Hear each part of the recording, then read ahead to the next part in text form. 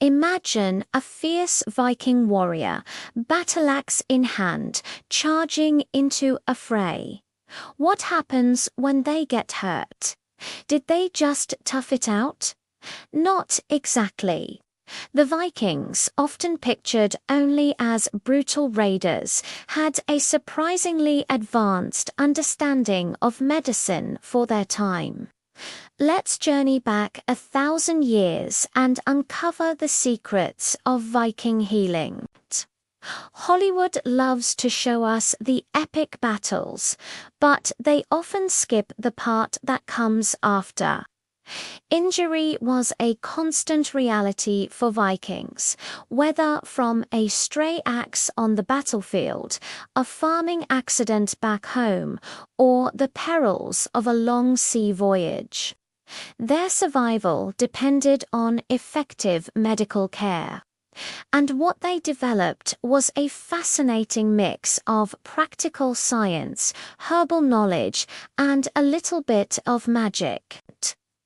So, how did they diagnose an injury?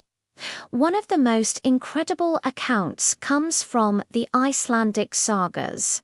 A warrior would be given a strong-smelling soup made with onions, leeks, and other potent herbs. After they ate it, a healer would smell the warrior's stomach wounds. If they could smell the onion soup coming from the wound, it meant the abdominal wall had been breached and the injury was likely fatal. It sounds a bit gross, but it was a surprisingly effective, non-invasive way to check for internal damage. This was a life-or-death diagnostic test in the Viking Age. When it came to treating those wounds, cleanliness was key, and Vikings understood this better than many of their contemporaries in Europe. They knew that a clean wound healed faster. They would boil their medical instruments in water to sterilize them and would wash wounds thoroughly, often with water or even ale, as the alcohol had an antiseptic effect. This simple act of hygiene dramatically increased a warrior's chances of survival. They also had a well-stocked natural pharmacy. Viking healers, often women known as Leknia or Gregari, were expert herbalists. They used a wide array of plants for their medicinal properties. For instance, yarrow, known as soldier's woundwort, was applied directly to wounds to stop bleeding. Its astringent properties would help clot the blood quickly. For pain relief, they might have used willow bark, which contains salicin, the compound that aspirin is derived from. For infections, they turned to a powerful and somewhat surprising source: mold. They would apply moldy bread or cheese to infected wounds. It sounds strange, but this is essentially a primitive form of penicillin. They observed that certain molds fought off infection centuries before Alexander Fleming's famous discovery.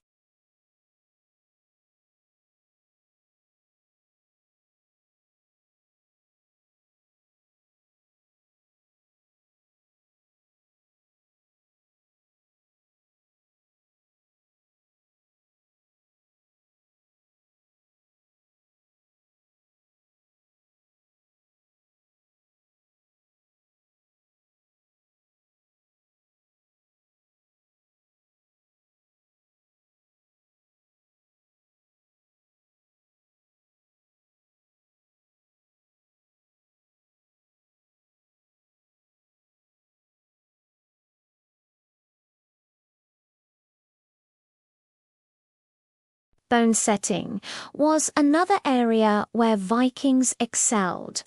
Broken bones were a common occurrence.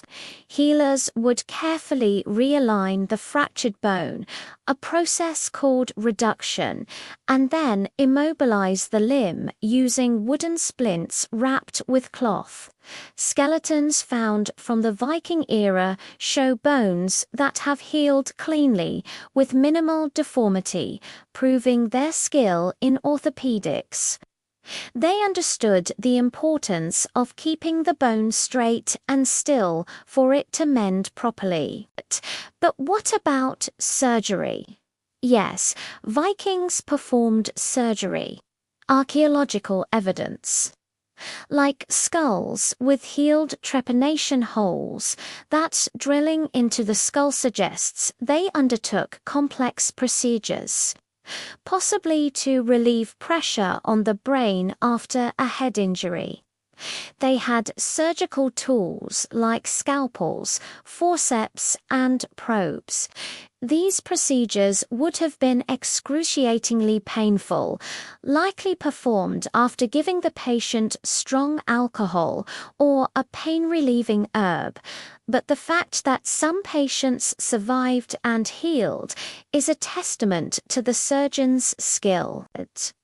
Of course, not all of their medicine was purely scientific. It was deeply intertwined with Norse mythology and belief in magic. Healing was often accompanied by chanting spells or galder and carving runes with supposed healing properties. They believed that illness and injury could be caused by malevolent spirits or curses. So, appealing to the gods for aid was a crucial part of the recovery process. A healer might invoke Aya, the Norse goddess of medicine, to guide their hands. This blend of the spiritual and the practical gave patients psychological comfort, a powerful component of healing that we now call the placebo effect. Believing you will get better is a huge step toward actually getting better. The role of women in Viking medicine cannot be overstated. While men were often the ones fighting, it was the women who were the keepers of medicinal knowledge. This wisdom was passed down from mother to daughter through generations. They were the community's doctors, midwives, and pharmacists, tending to the sick and injured, delivering babies, and preparing herbal remedies. Their expertise was vital to the health and survival of the entire community. A Viking longhouse wasn't just a home, it was a clinic, and the woman of the house was often its chief physician.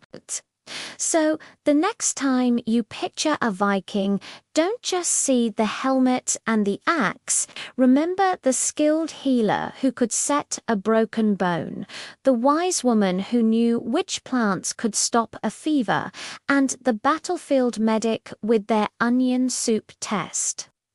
Viking medicine was a remarkable system of practical knowledge, careful observation, and deep-rooted belief. It shows us that behind the warrior myth was a complex society that cared deeply about preserving life and had the ingenuity to do so effectively, even in the harshest of times. They were more than just raiders. They were survivors, and in many ways, pioneers of medicine. Thanks so much for watching. If you found this glimpse into the world of Viking healing as fascinating as I did, make sure to hit that like button and subscribe for more deep dives into history. Let me know in the comments what ancient culture you'd like to explore next. See you in the next video.